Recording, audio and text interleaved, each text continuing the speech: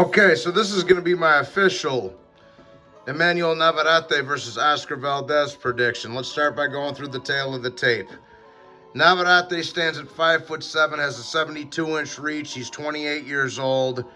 His record reads 37 wins, 1 defeat that was early in his career, and 31 wins coming by way of knockout. Oscar Valdez stands at 5'5". He has a 66-inch reach. Big 6-inch reach advantage for Navarrete there. Valdez is 32 years old. He has a record of 31 wins, 1 defeat. That's sole defeat coming by way of Shakur Stevenson, which there's no shame in that. Shakur's beat everybody he's fought. You know, he's a pound-for-pound talent type of guy, so yet to be seen at least. So no shame in that, with 23 wins coming by way of knockout for Oscar Valdez. Now, there's not a huge gap in age there, but Valdez has been in some wars. He's 4 years older. He's 32, where Navarrete is 28. But the biggest thing that stands out to me is the 6-inch reach advantage Navarrete is going to have for this fight. And that could pose a problem for Valdez. It really could. Navarrete might be able to catch Valdez coming in and coming out. And Oscar Valdez has an interesting case, guys. And here's what I mean by saying that. Valdez has a couple of really good wins.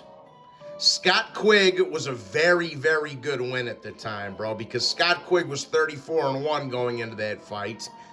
And his only loss was a split decision loss to Carl Frampton and that was a very close fight. And Valdez and Quigg put on a fight of the year performance. Valdez fought through a broken jaw.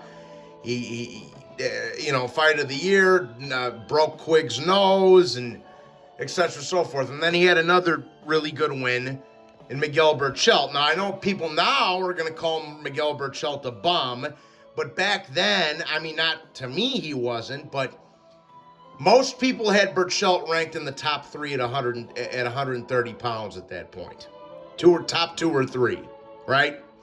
So you can't take that away from Valdez. Berchelt only had 1 loss going into that fight. He had defended the title several times, except the WBC, the super featherweight title, like 6 or 7 times. So you can't take that away from Valdez after the fact, so. And then plus he got in there with Shakur, which I give credit to Valdez for getting in there with Shakur when a lot of these boys have been ducking him. Even though he got his ass kicked by Shakur, he still took his shot and got in there. And that is credit worthy by my estimation. And the Consacao fight. See, for those of you who don't know, I was a massive Oscar Valdez fan once upon a time, but then he pissed dirty, got tested positive for steroids. And then on top of that, he got a gift decision over Consacao. And Consacao did beat Valdez. I don't care what nobody has to say. He got a Christmas present in that Consacao fight. He did not deserve to win that fight. All right. Now with that said, now I'm going to flip this around back to Navarrete. All right. And lastly about Oscar Valdez, he did look very good in his Adam Lopez rematch on the Lomachenko-Haney undercard, in my opinion. All right. Now, as far as Navarrete goes, this is my problem with Emmanuel Navarrete. Even though he's the bigger man, he's got a 6-inch reach advantage. Berchelt was the bigger man. He had a 6-inch reach advantage.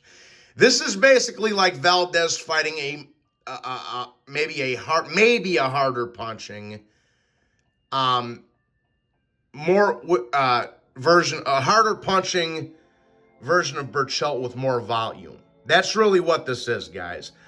If you look at Emmanuel Navarrete's dimensions and look at Miguel Berchelt's dimensions, they're almost identical. They're both 5'7" with a 72-inch reach. Long arms for short guys, right? And both had knockout power, at least at the time they did, right? So, very similar to the Miguel Berchelt fight, except Navarrete throws it a lot higher of a volume, and he might be a harder puncher than Berchelt. But nice 6-inch reach advantage on him. But this is my problem with Emmanuel Navarrete, guys.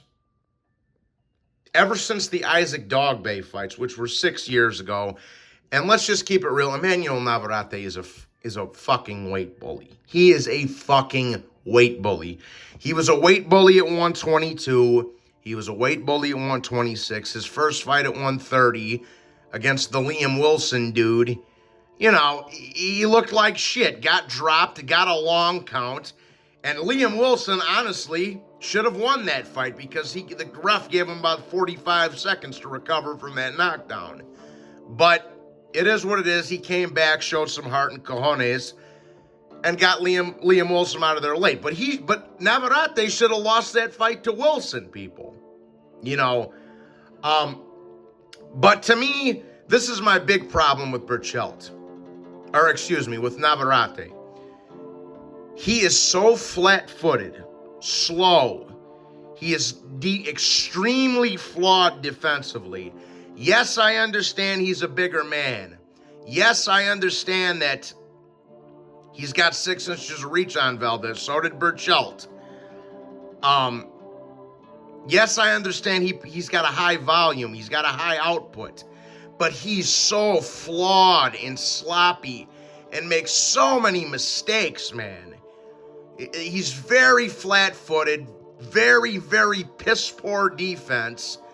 And going up against a counterpuncher like Oscar Valdez, that might come back to bite him in the ass. And here's my other problem with Navarrete. Aside of those 2 Isaac Dogbay fights, which were 5.5, 6 years ago, he's literally fought nobody. Nobody. And the guys that were actually okay that Navarrete fought, that were solid, like Ruben Villa and Yoet Gonzalez, they went the distance with Navarrete. Where was the knockout power then? And even Christopher Diaz got stopped in the 12th round with Navarrete, and those were the, C+ level fighters that Navarrete had fought. And they all went the distance with them, except for Christopher Diaz, who got stopped in the 12th round. Where was this big power for Navarrete there when every time he fights somebody that's at a B- C+ level? It's not there. It's non-existent.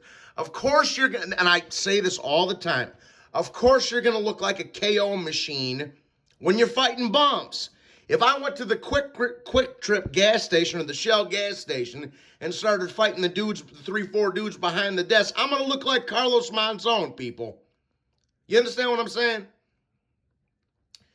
So now, and this is another thing, Navarrete got handed 2 vacant titles at 126 and 130 pounds. He got handed 2 vacant titles against complete bombs. He hasn't had a good win in 6 years since he fought Isaac Dogbay, guys. With Valdez, at least he rematched the guy who he struggled against, Adam Lopez, dominated him and won decisively on points. He fought Scott Quigg. He fought Miguel Berchelt, who hadn't lost in a decade. At least he fought Shakur, lost, but at least he took his shot and got in there. He fought Consecayo. Who the fuck has Navarrete fought? And again, the guys that are B, C+ level, Dogbay, Christopher Diaz, Ruben Villa, and Yoet Gonzalez, those guys all went the distance with them. I know Dogbay got stopped late, but he was getting weight bullied in there by Navarrete. So as far as the stylistic matchup goes, man, there's 2 ways this fight's going to play out, and neither one of them, I have a very hard time seeing this fight go the distance. But there's 2 ways I really see this fight playing out. Either this is going to be Miguel Berchelt 2.0, or Navarrete overwhelms Valdez with volume and power and size and aggression. Okay, it's a hard fight to call, and that's why this fight has fight of the year potential written all over it. This fight does have Fight of the Year potential written all over it. Both guys are going to bring it. Both guys are going to have their moments. There's going to be some ebbs and flows in this fight. I don't see this fight being a one-sided ass-kicking either way. It's a tough one to call because Navarrete is such a weight bully and such a big man, and he has been a weight bully in 3 consecutive weight classes now, 2 of which he got handed vacant titles against bums against.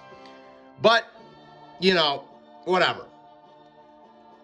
But as far as skills go, and ability, and footwork, and hand speed, and all that type of shit, Valdez has got him beat in every category, people. Counter punching, skill, hand speed, footwork, punch placement. Valdez literally has Navarrete beat in every single category except, oh, well, Navarrete's bigger and he throws a lot of punches. So for my official prediction, I'm going to say Oscar Valdez knocks Navarrete out.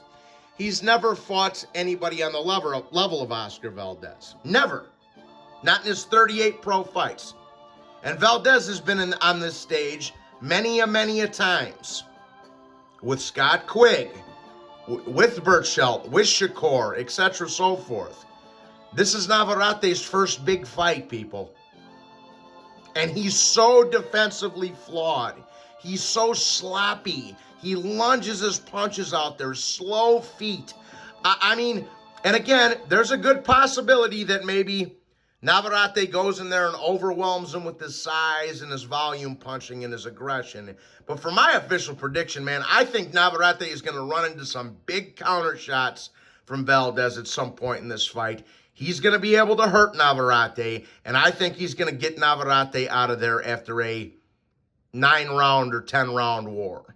Okay, he's not going to die easy. Navarrete's got some heart and some balls, of course. But for my official prediction, I'm taking Oscar Valdez to win this fight by knockout in the 9th round. I know this is a tough call to make, but it needs to be made. With that being said, please be sure to hit the like button and subscribe. God bless you all, and I will be talking to you soon, my dear friends. God bless. Bayshore Town Center in Glendale and Wauwatosa. Visit bryanstratton.edu and see how Bryan and Stratton College is built different for you.